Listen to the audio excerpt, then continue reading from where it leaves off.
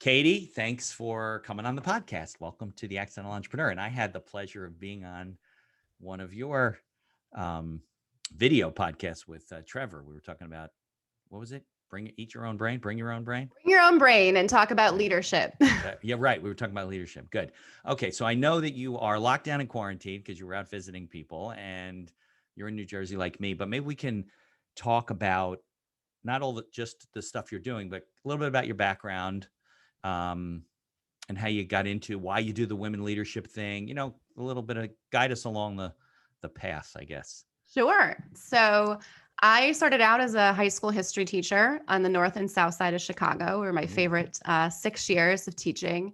And being a teacher is running your own business every day. And every classroom period is a different business in a sense. Right. And You said high school? Yes. Okay. Yeah. The kids are different than in elementary school.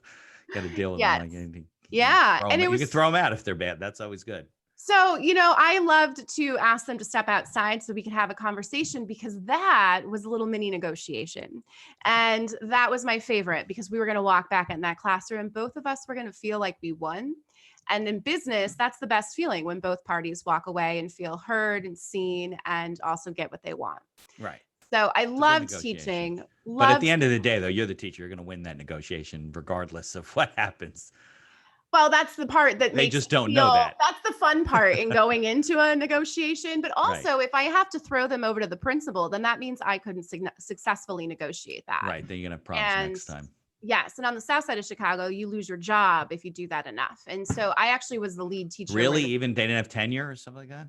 Well, I never worked in a union. So I was in charter and private. Oh, charter schools. Right. Sure. Different. Yeah. So we didn't have any protections. I was also new. You had to do a good job and keep your job. Can you believe that? Like, I've never heard of stuff like that. You actually have to do your job in order to keep your job. Yeah. And it turns out they want you to keep kids in the classroom and learning as well. And so the kids that were kicked out of the other classrooms, we were all in a cohort of junior teachers, would come to me. And that was my favorite part as well, is helping win that hostage negotiation and that business deal for the teacher that wasn't able to. Right. And at the end of the day, it all came down for the kids on what is it that they really want. And they want to be in the classroom. They want to actually learn something. Move ahead in their life.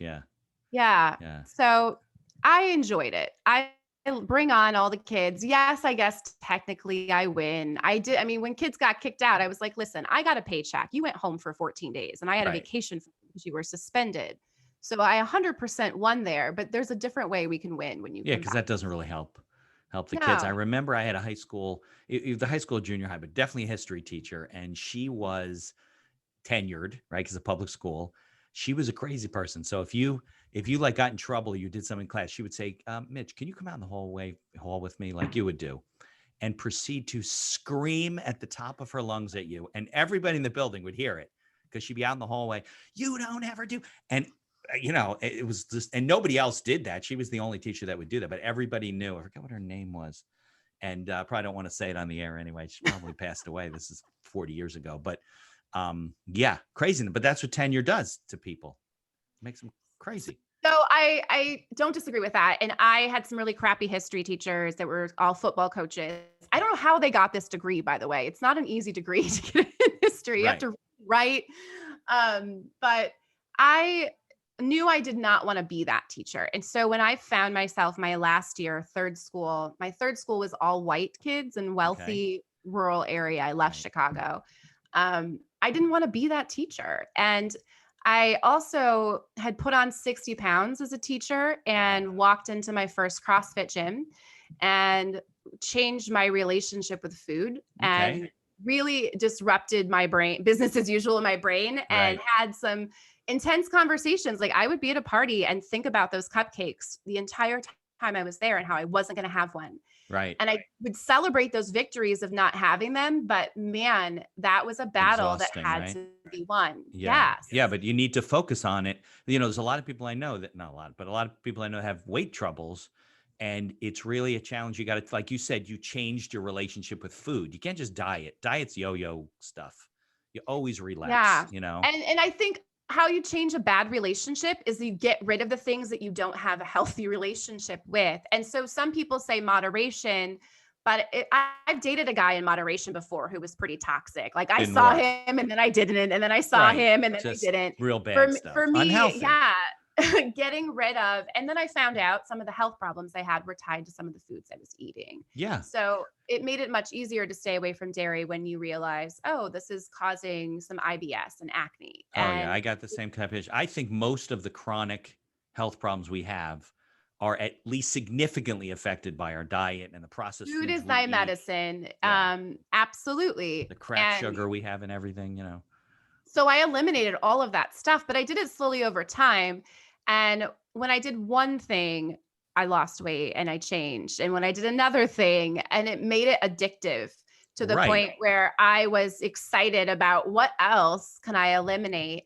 And so at the same time, I had in my CrossFit journey for me was about wanting to help other people. The same passion I had for wanting to teach kids because I had these terrible teachers in high school drove me to sit in a park for 4 months with a waiver that didn't probably mean anything because I didn't have an LLC or insurance. Right. But I had 100 people come through this park and try CrossFit for the first time in this town in 2010 when, or 2011, 2012. Just getting started. Yeah, It was when early days of people CrossFit. didn't know what CrossFit Right. was in the middle of So America. you were just like in the middle of a park and you're like, listen, I'm going to show you what CrossFit is and just sign this just in case I kill you in the process. Well, But actually, I said, hi, I'm Katie. I'm opening a CrossFit gym in town and we're starting Right. here in this park. Here's the waiver. I'm a trainer. Here's my story. So it was a little, the waiver helped make it a little more official. And also I got your contact info. So I had my Now, mailing were you list. opening a gym or this was really the first step? I was absolutely opening a gym. It was the first fight I had with my husband that I just married a few months before that, where I'm like, you have to invest, so I got $300 in kettlebells and I sat in the park and I found a staff. I found a business partner. So we went in, we had 2 business partners, which is a terrible idea. We didn't need them to fund this, but we did it anyway. And we found a space and opened a gym in 4 months. And It's a good entrepreneurial story. Yeah. You create the business that you want Right. And this didn't exist there. And I just had this huge transformation.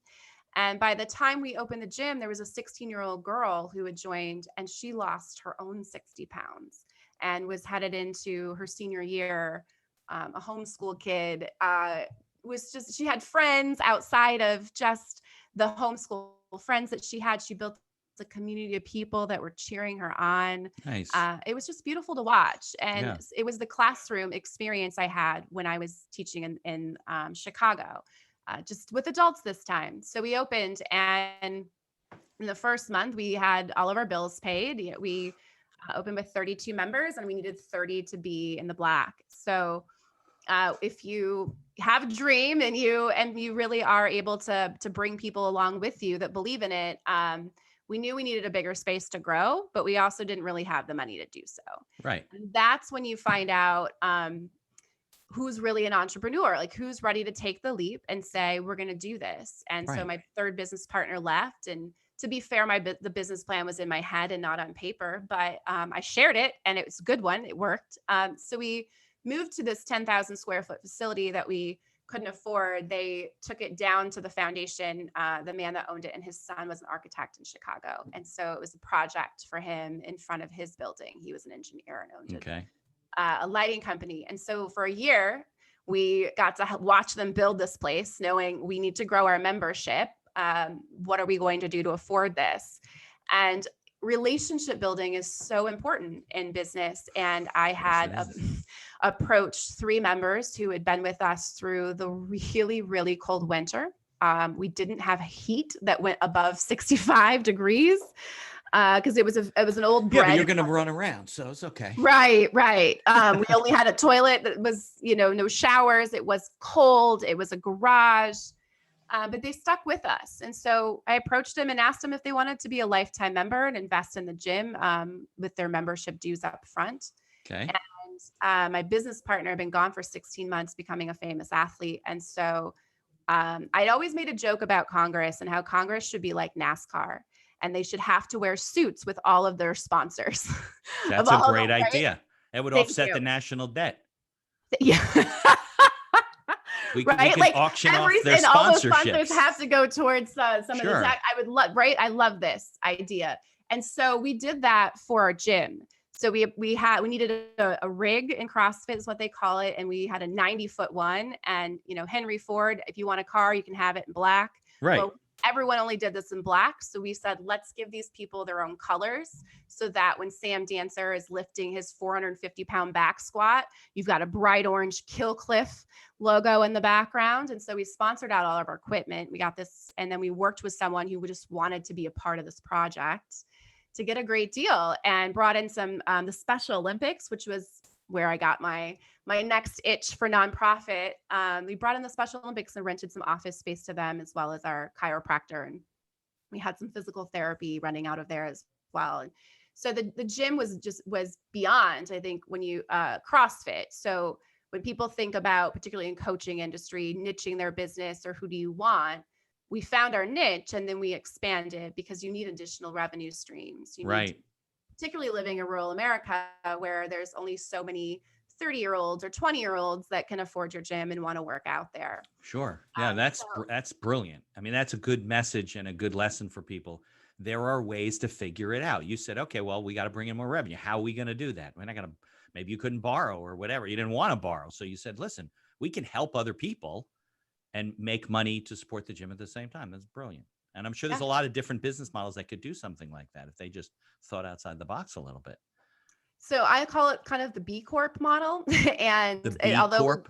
The B Corp, right? Your Okay. Tom Shoes model of your, but I didn't know what that was when I had the business at the time. So we were running fundraisers almost every other month because people would come in and say, hey, I know someone that has cystic fibrosis, or my cousins, we'd like to raise money for them. They need surgery. So great. We'll do CF for CF and we'll have a good fundraiser. PR for you guys. Right. Absolutely. We printed t-shirts, we sold them, we donated all the money, we ate the t-shirts on our end. And it was a great way to build community and to just bring more people. We had our strength and mobility. So our 60 and 70-year-olds were in there. We had adaptive athletes, people that had one leg or were in a wheelchair and paralyzed, and working with people to rehab, because after physical therapy, you still have to get stronger. And that's where I also really got into understanding the neuroscience behind mechanics and how our bodies work. We had a woman who had never sat up before since her car accident. Like she had not, in 15 plus years since she sat up on her own. She was paralyzed from the waist down. And coming in, strengthening those muscles and also rewiring those connections between those muscles to sit up. She was able to sit up on her own. Wow. And that's great. So there's some amazing things that can happen when your passion also is about not just creating the business that you want, but also really reflecting your values. And we didn't shy away from being a faith-based business. And that was a really important value to us, was to service people and to really provide what they needed and to help people. And the Special Olympics, I will always have a special place in my heart now for the Special Olympics and working with them. We had a fundraiser. So the year I sold the gym, I missed the very first fundraiser. I was getting divorced. So that July, we launched a Row Raiser. It's an international fundraiser now for the Special Olympics, and it raises a ton of money every year. But I remember talking about it, like, what can everyone do? Everybody can sit on a rower and row. Right. And so they do a marathon on the rower, and you get a team, and it's just a really cool event. And there's a couple kids in this small town who have traveled the world, and they have Down syndrome, and they travel the world and they share their story, and it's just incredible. And that turned me into my third career when I landed here in Hoboken, New Jersey, in nonprofit. And I was in Hoboken. Yay, Hoboken. I was headed to New York, but I couldn't afford the toll. So Hoboken got to keep me. That's funny. I lived in Hoboken when I was in law school for 4 years. Yeah. That's usually when people live there. I landed in Hoboken and realized I was already on the other end of the curve. The average age, I think, is 30.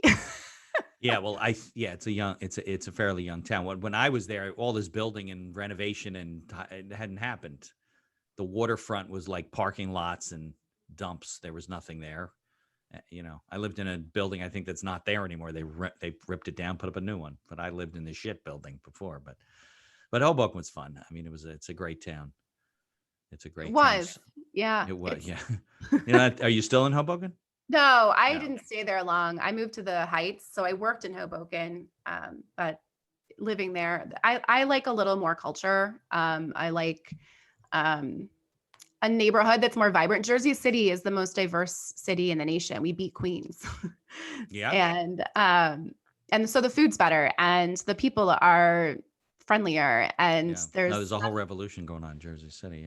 Yeah. there's less moms pushing strollers and complaining in the Right. which is Yeah. what That's you funny. see now in Hoboken. Yeah. Hoboken. Well, Hoboken's very compact, and now they got this whole thing where there's a spike in problems, and they're talking about shutting bars down at, there's all these places where people are gathering. But I think your story, though, your entrepreneur story, is a good story because this is the accidental entrepreneur, and you're more of a purposeful entrepreneur where whether you said you put it on paper or not, I'm sure some of it was on paper, but you were purposeful about what you did, how to deal with the revenue issue and bring that in and then raise this and what more can we do for the community and keep getting people in our door. And, you got to do that consciously. It doesn't just happen by opening your doors and hanging a shingle and saying, we're a CrossFit place, come to us.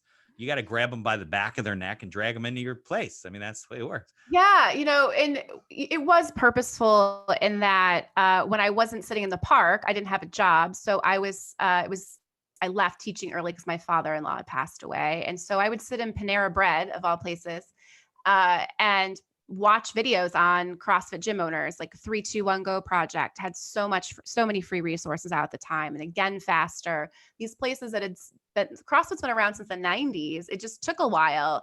And I also was a part of the second CrossFit gym in Chicago to ever open. So I saw how they built a business. And I did have an Excel. It was a real basic Excel sheet, but you put in how many, you put in what your membership dues are, you put in what your rent costs and your utilities and your staff. And then you put in how many members you have, and you do that for January, February, right? You can Yeah. see how many members that you need to break even. And so when you really look at the numbers, so then I go back to my ex-husband who literally I remember was saying, like, if you don't support me in this, like, we need to get divorced. I think that's the only reason he supported me. We just got married. Um, he was scared. He's like, if this doesn't work, it'll bankrupt us. And like, Right.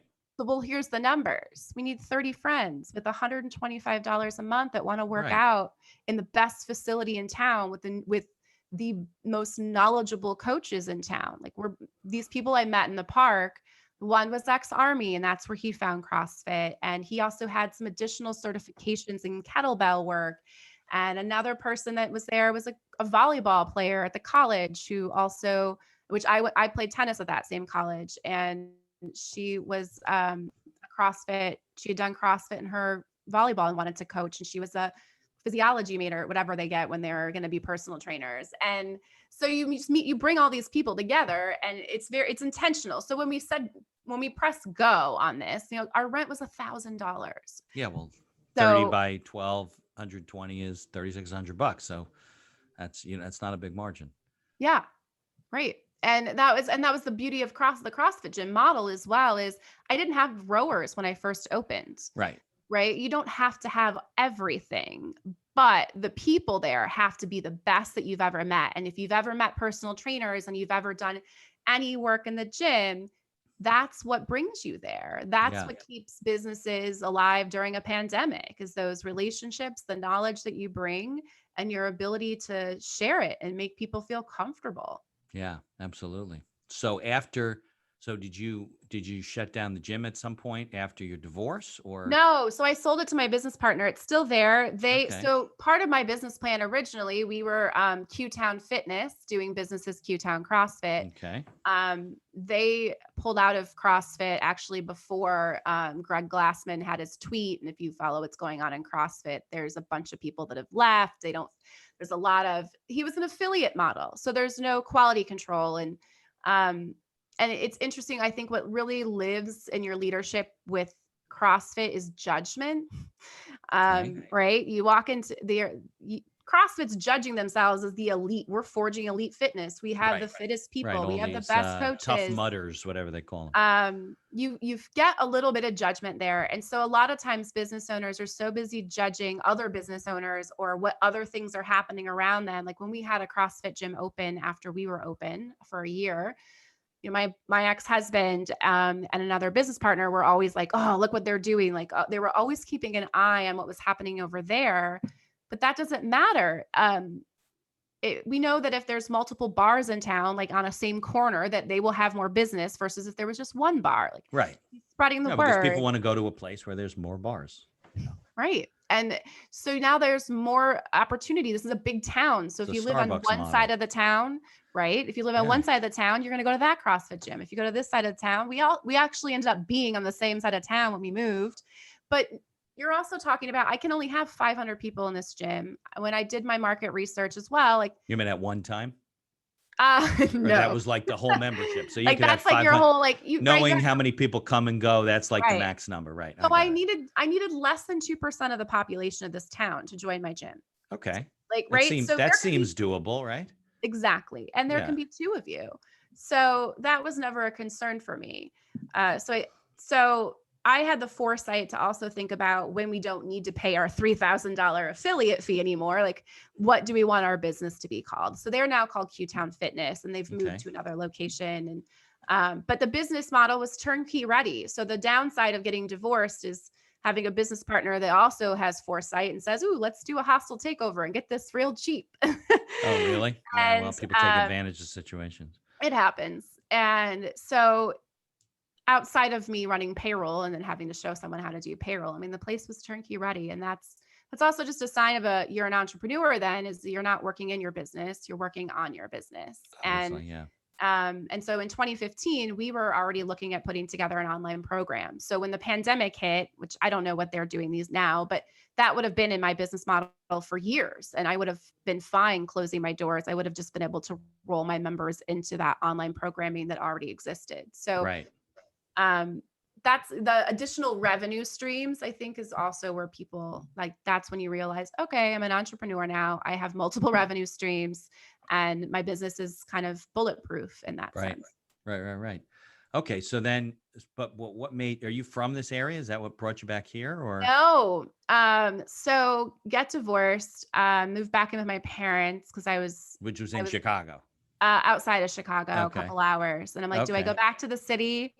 Turns out all my girlfriends, they didn't want to go out to the same bars and do the same things. Like I hadn't been single since I was in college. Right. In my 30s now. And New York honestly just had better opportunity. Going to New York and going on a job interview and saying, I got divorced. I owned a business. Everybody's an entrepreneur in the city. Right. Of course. Right. Yeah. And that's not there was a lot of shame getting divorced, and the Midwest is a hard place to be a divorcee and not something I ever thought I would be. So didn't have kids. I gave him the dog. Okay. So picked up, drove across the country for the 4-month sublet to look for what's my next career. And just kind of starting over a little bit. Yeah. Like, do I want to stay in a gym? Like, do I, lots of people, when I moved out here, I met 2 CrossFit people that wanted to start a gym together. But I'm like, I already did that. I don't want to do that again. I loved teaching kids. So I coached CrossFit kids out here for a while, which was fun. And the nonprofit made sense to me. I loved putting on the events to raise money. It was a mentoring program that I found at Hoboken, and it was with kids again. So I had it was younger kids. I definitely really enjoy the high school kids a little bit more, but it was a lot of fun. And I had 150 volunteers, and I wasn't a great boss when I owned the gym. Like that was an area of my entrepreneurship. I was just such a natural teacher. Right. And I struggled to kind of make that transition into being a leader that is also a boss and disciplining employees. That sounds weird to say discipline, but like, I think that's kind of what happened is instead of understanding like how you motivate employees and how you lead employees. Right. It was different from students. And so this time around, leading 150 volunteers on a marketing team, business team, they're also the mentors. That was a great experience for me. And it really allowed me to honor my values of relationships and really, I can't tell you how many times I thanked people because they weren't getting paid and how many handwritten thank yous I wrote. And that goes a long way when you're paying people too.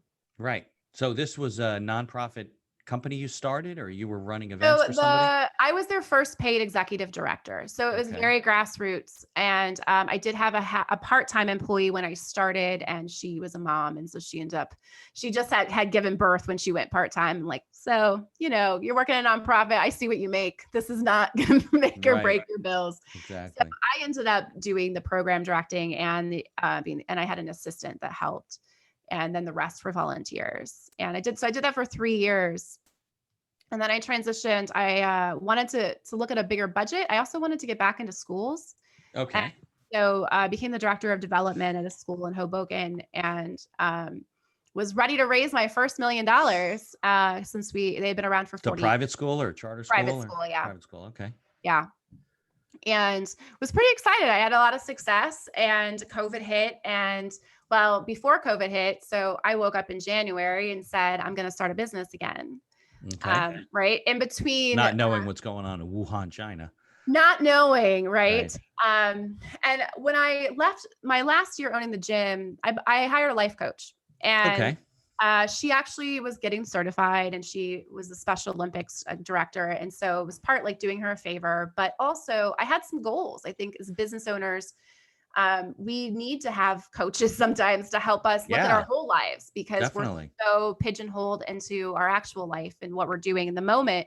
So I wanted to realign my life to really focus on God and family and health, and then work, because I didn't have to coach these classes at 5 a.m. anymore. And I didn't have to, Right, we right. were we had arrived, we had gotten there.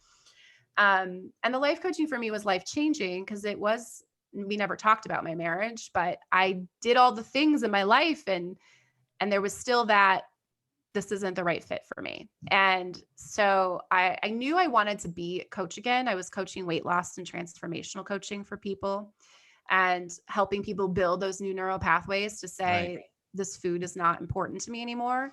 But I needed to do my own work. Like when you get divorced, you got to take some time for yourself. You definitely do. You got to grieve Right. the loss of a whole family. I mean, over 12 years. He also had a kidney transplant, went through chemo Oof. together. So there was a lot of grief. And so I did some therapy. And so January, I decided, and then my mom died.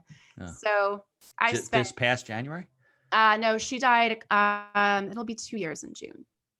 Okay. Sorry to hear that. So, yeah. So I spent time in therapy again. So January, I wake up, I'm like, all right, I helped dad come out of the closet. He's also a gay man. so, Okay. so Well, I spent all this this is time, a heavy discussion. got dad a therapist. Okay. But still had that bug. And I realized in January, like I love working for myself. I love building relationships and helping others, and coaching, teaching, educating people. Like that's where I enjoy my time the most, where I feel the most fulfilled, because it's really me sharing the gift I have. Okay. And so I've been doing all this education during COVID. So COVID hits, and I was still working, but no, I'm not. And what a great gift to take every single coaching certification I could get my hands on that sounded interesting. Right. And also still building my business. So launched a podcast right before COVID. So I had that happening, which was great. People listened. And then it's funny, as we started to not be under lockdown as much, people stopped listening Well, as much. I don't there's know if also you've a seen lot of that, but competition for ears and eyes, and yeah, everybody's putting out content, and people during COVID are like, "Oh yeah, I've been meaning to do that podcast or video talk roundtable or whatever." I mean, I got like 3 or 4 of them going on now. So, yeah, there's just a lot of noise out there. I think we came into Corona with 750,000 podcasts, and now it's over 1 million. wow, I didn't realize that So, stat. yeah, so, that's that. I don't think it's that less people are listening to you. I think it's that they have more choices, and everybody and their grandmother has a podcast, and they're like, listen to me, listen to me, listen to me. So like, okay, I'll listen to that. And then so you just got to kind of get their attention, Yeah, in the conveyor belt of life, I guess. I don't know. it's true. But the podcast for me is actually less about how many people are listening, and the amazing women that I get to interview on the podcast. Yeah. I mean, that's what it should be about, right? Yeah. Yeah. And that is the people always ask, like, why women? Why do you want to work with women? I think we just have so much to share with each other and can lift each other up. And we also will, when I talk to women, what do you need help with at work? It's, well, this woman. And so I love bringing women on that are out there serving other women and trying to help them grow their businesses, or coaching them, Right. supporting them in some way. It's just amazing what women can do for each other. Like we've built ourselves up so that we're no longer, property, and we can vote. Like we've done all this cool stuff together. Yeah. And when we talk about inclusion and diversity in leadership in the workforce, women, if you walk into a boardroom, you might not find one. And Less, right? You should have more. I mean, if we had a woman president, we probably wouldn't have all these problems. We wouldn't have lost 200,000 people, and people wouldn't want to kill each other. I just don't think the world would be as divisive of a place if you had somebody who was more caring.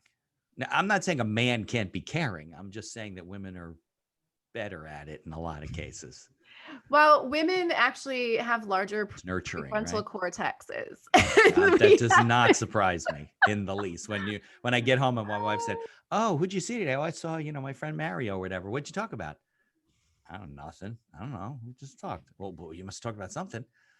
"I don't remember." I mean, we don't, like, guys just don't do that. We just, we think about nothing. There's a whole video called The Nothing Box, and it's how men think about nothing. Women want to know everything that's going on because I guess that's the answer. You have a bigger frontal cortex. It makes a lot of sense. If we use it, but oftentimes, women, Okay. our brains are rewarded in the workforce for thinking like men. And so what I love to do is, for disrupting business as usual, is for men. You guys can disrupt your own brains. You can think a little bit more like us if you like. I think that And would be a healthy exercise. yeah, and it's also But it's a little overwhelming. You got to understand, for when a man tries to think like a woman, he doesn't know what to do with that. Like, I don't know what to do with that many thoughts and emotions, and it's too much for me. I yeah, can't. you need some help. And Oh, I'll tell you, nothing made me realize this more was taking care of my nephews this past week. and how old are they?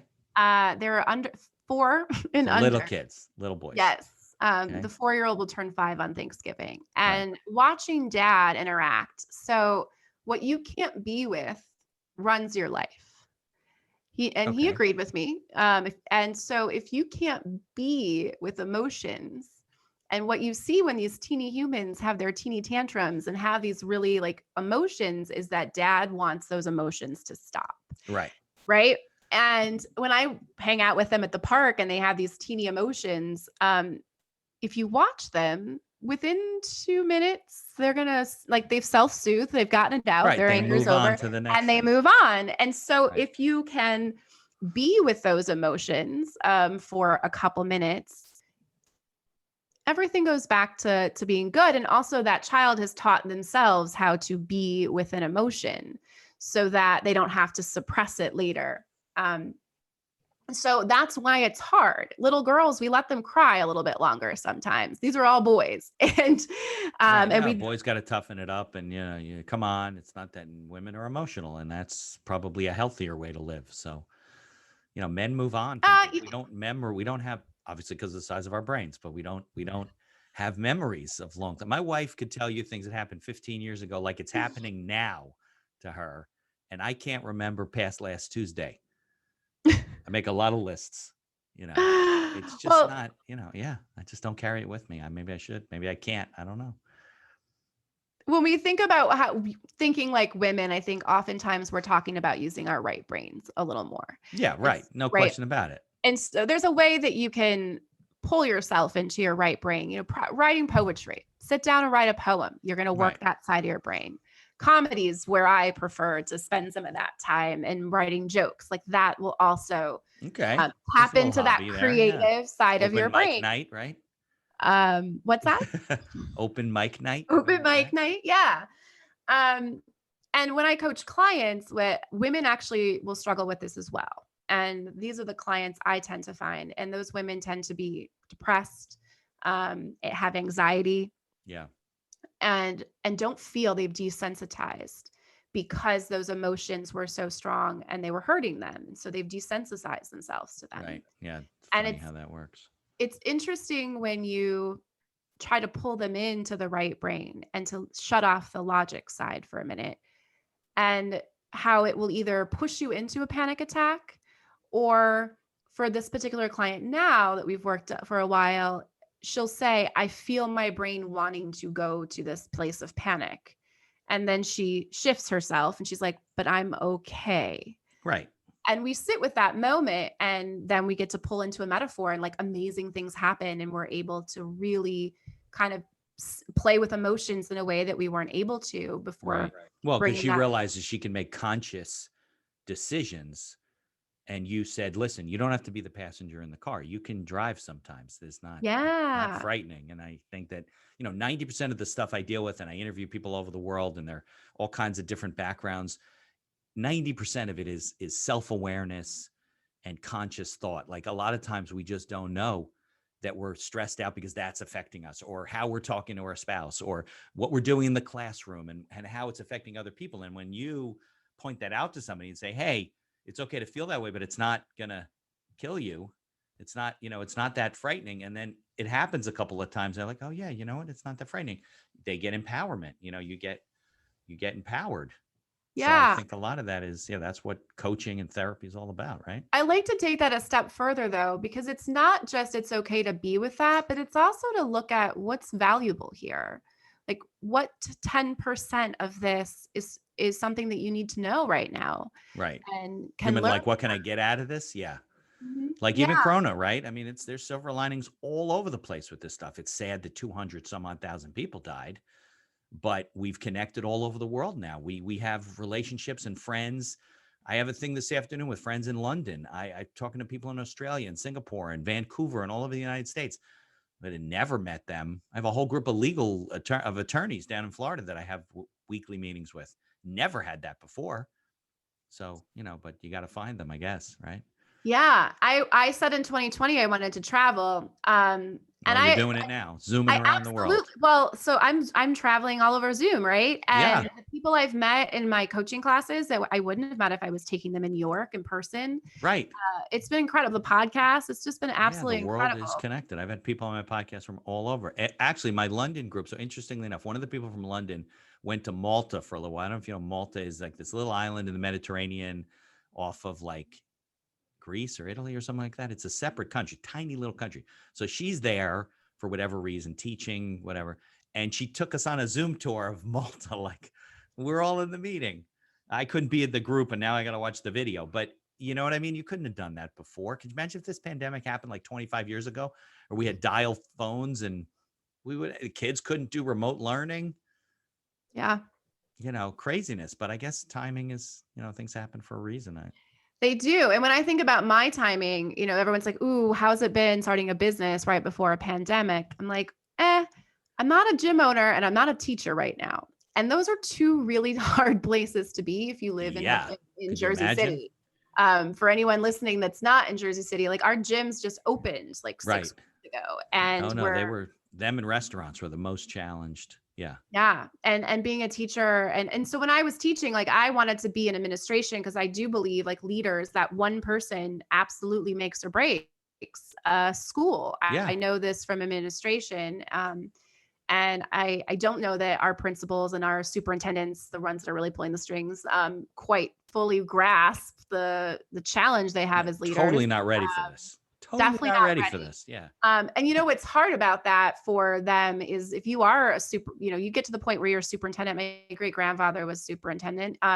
You're so far removed from this like creativity and this like right. Even if you're teaching in the college, you're still really far removed from what it actually means to pivot on a dime, which is what teachers actually do. Like I saw a teacher the other day who posted like, oh great, they want us to have more self-care, so we're going to a Zoom meeting to learn about self-care. Like, come on. Right. That's the way it is. My daughter had to attend. I guess it's a drug thing. The high school kids have to go to it.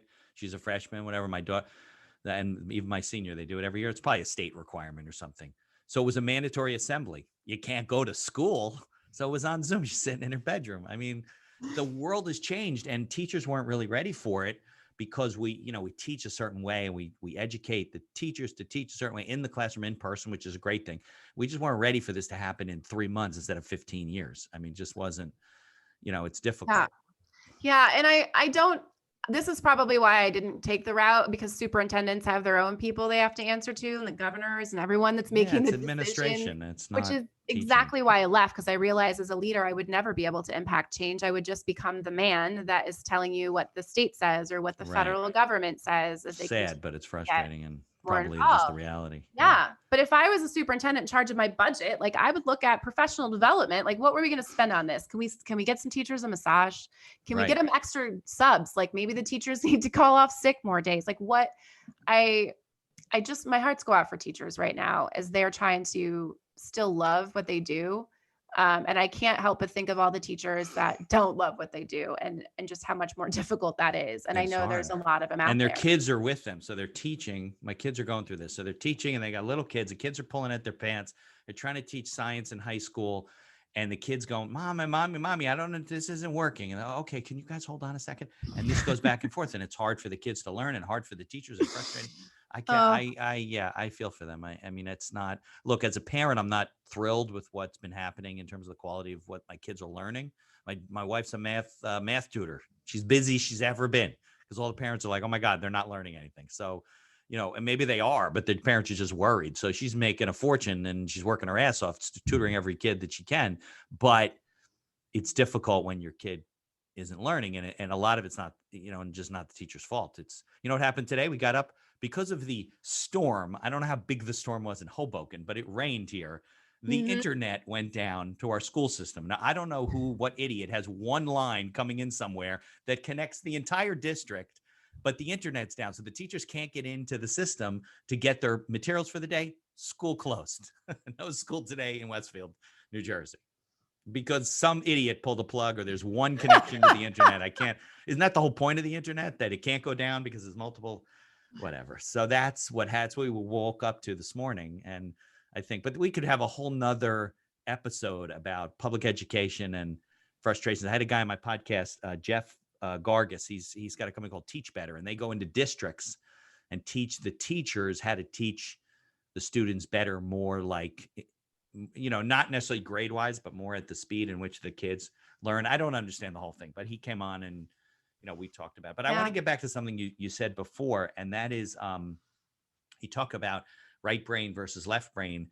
I think that entrepreneurs are very right brained, and that's one of the problems with being an accidental entrepreneur. So one of two things happen: either you're right brain and you don't want to pay attention to any of the stuff that, like knowing your numbers and the financials and stuff. That's not right brained. That is left brain, and that is not fun. And and if you don't know your numbers, you really get crushed. And then there's other people that are really left brain. They're not creative, and then they come into this whole entrepreneurial world, and that's a problem, because now you don't have any of the creativity. You may know your numbers, but there may not be many numbers. So I think it's very difficult to find the balance, to be able to say, okay, maybe at some point you can hire somebody to do it, but you get all this creative stuff. Like you said, you got the gym and you're in the park and you're doing all this stuff. And then if you don't pay attention to your numbers and all the planning, which you did, you're not as right brain as you think. Nobody else does it, and then they fail. That's the problem. Yeah. So you nailed it when you said the word you hire. And so yes, is Got to that learn what you can't do or you're not answer? good at doing. Yeah. But isn't that your ultimate goal at the Um, beginning, right? It's to figure a I think way that to do the this things that you well, shouldn't be doing.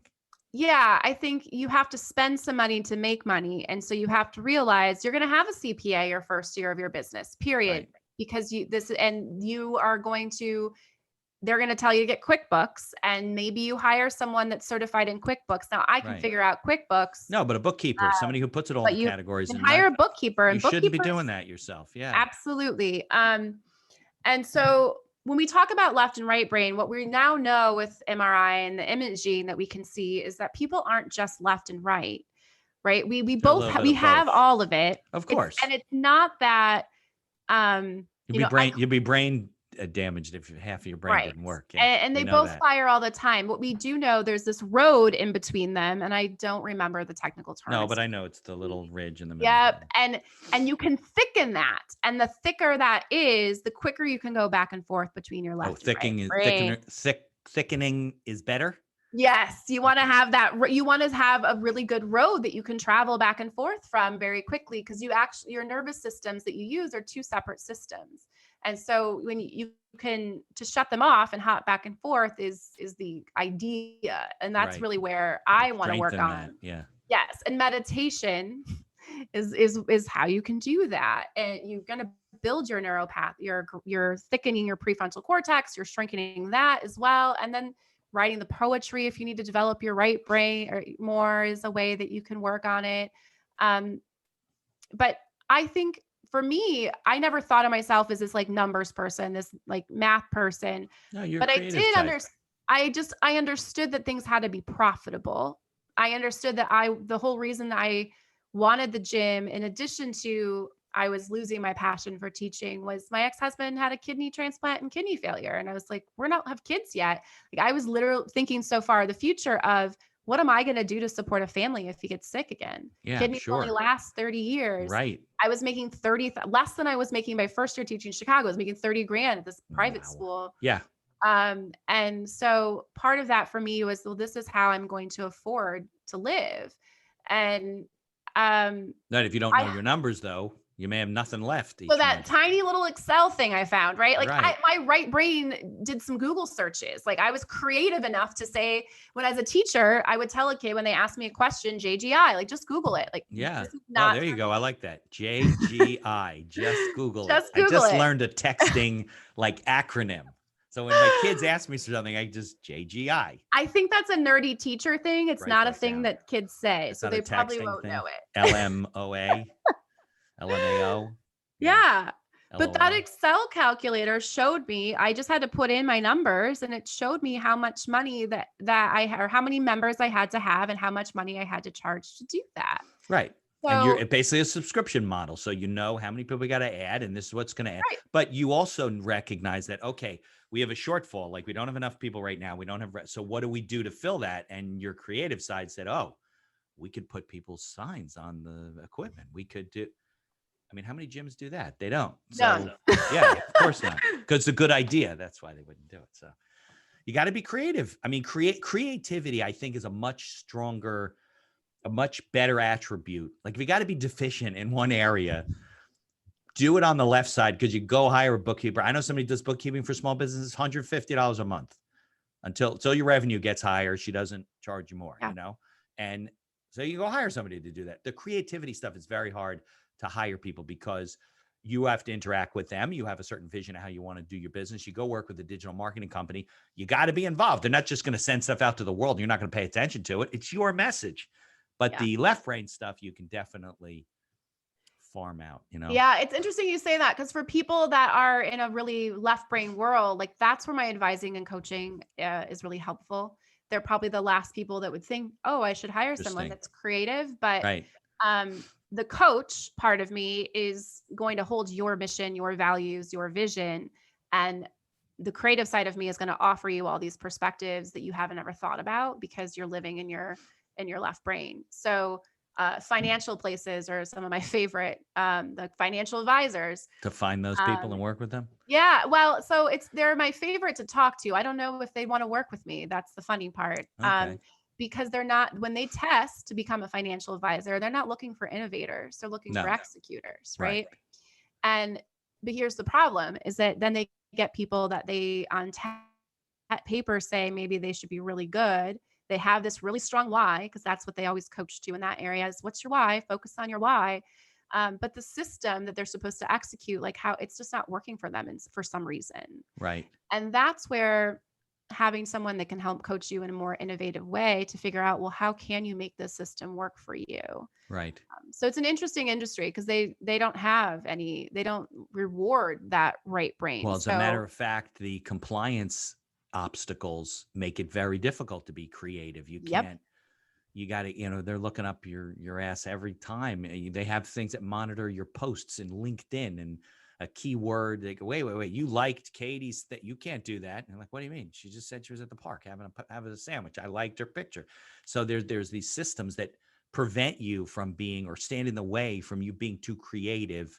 The people that are real successful in those businesses just do whatever they do all the time. They're constantly talking to people, this, boom, boom, boom, boom, boom, boom, boom.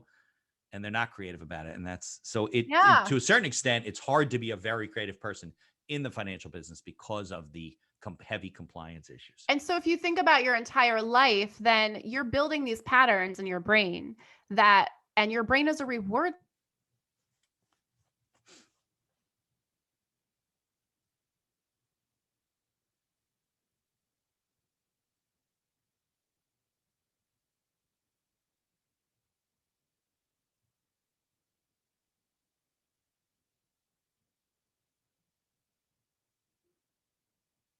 Katie, you froze.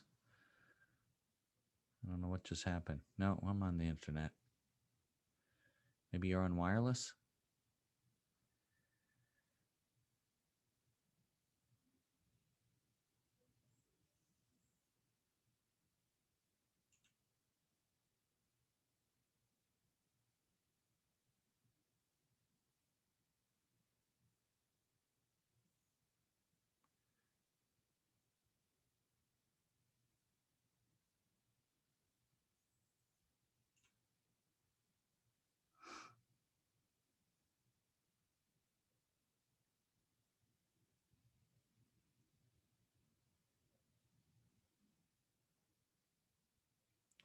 Just keep the video running. I have to put the audio together.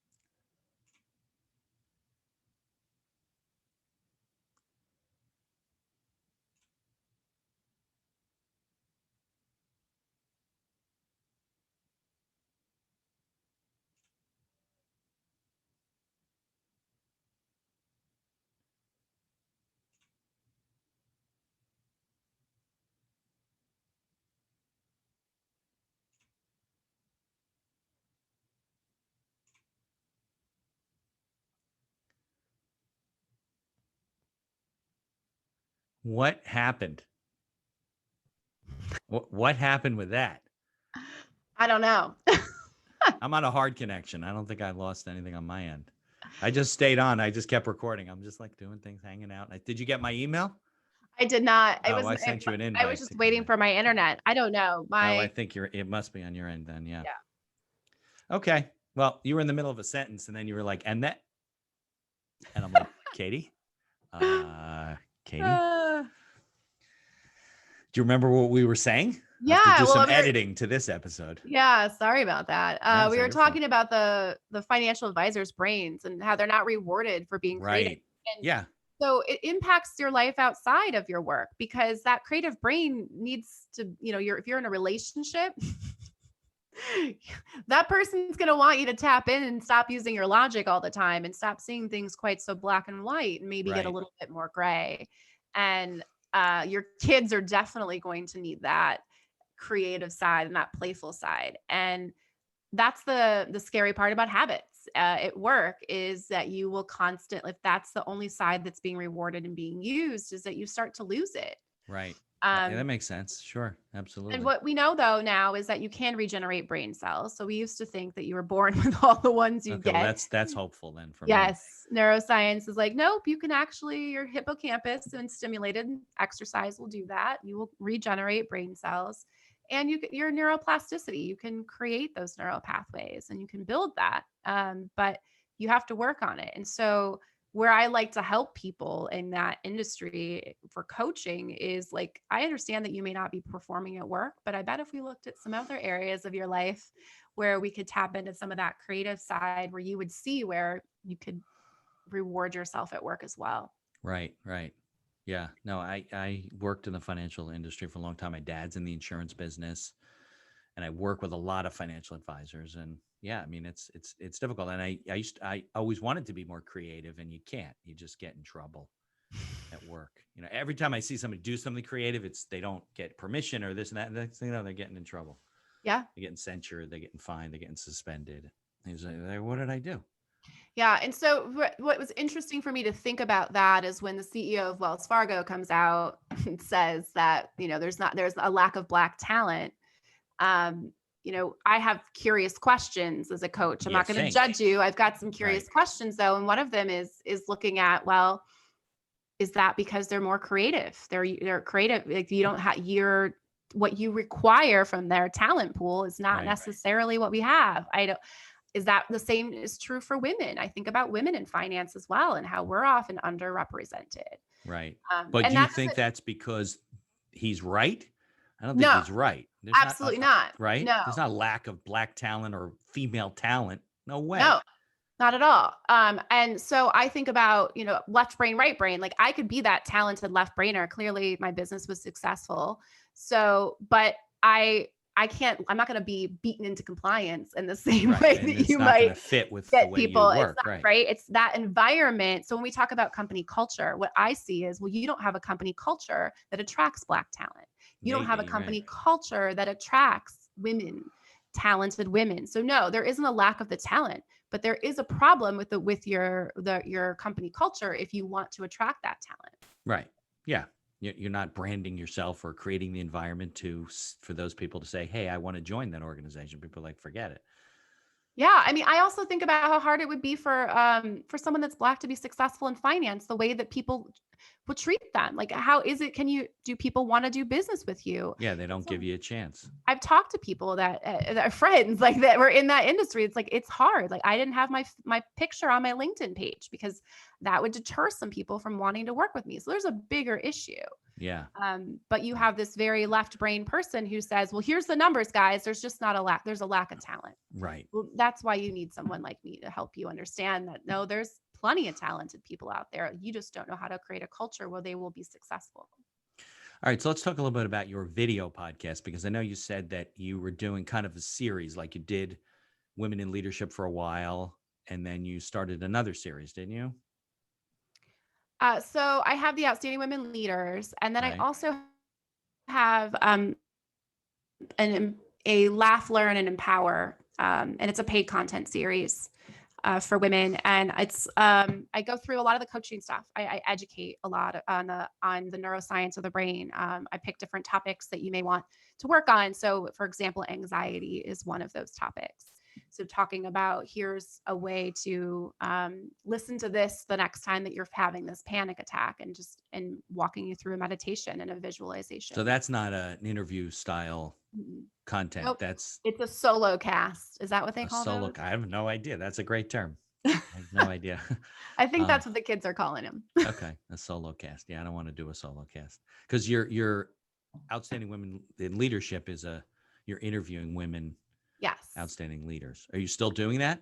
I am. And I have the Bring Your Own Brain that you were on as well. Right. And that's because men have a lot to offer and I didn't want to fully exclude you. So So is that what Bring Your Own Brain is? You just talk to men? no, so my next one actually coming up is with a man and a woman, and it's on mental health. Okay. So she battled depression and bipolar for 54 years. She signed up for a neurocoaching program and has been medication free and living a peaceful mind. for the last 5 years. And then the other one is Dale, and he is a schizophrenic. He was diagnosed Wow. put in hospitalized. He went to college after he got out. How he was talked to. So he's been in the system for a long time, and now he Right. actually coaches families of schizophrenics.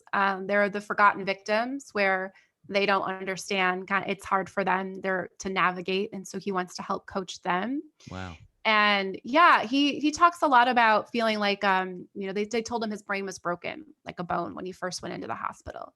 And great, bones can heal. And that has sort of been, I think, the mindset that he's had is, okay, like then I will heal. Right. I'll get better, but So you I'm don't. really, Right. really excited for that. Bring your own brain. But yeah, it's just an opportunity it can be men and women on the podcast, just to share a discussion on something in leadership or relationships. Mental health is definitely a relationship with yourself that people don't talk about enough. Right. So how can people find you? That's all on YouTube? Yeah, so you can find me Outstanding Women Leaders. It's on YouTube. It's on Podbean. You can also find it at owlprofessionalcoaching.com Okay. /podcast. Okay. We'll put links in the show notes. And I appreciate coming on with me. I'm sorry about that break in the thing. No We'll worries. have to edit that out. But let me turn off the mic.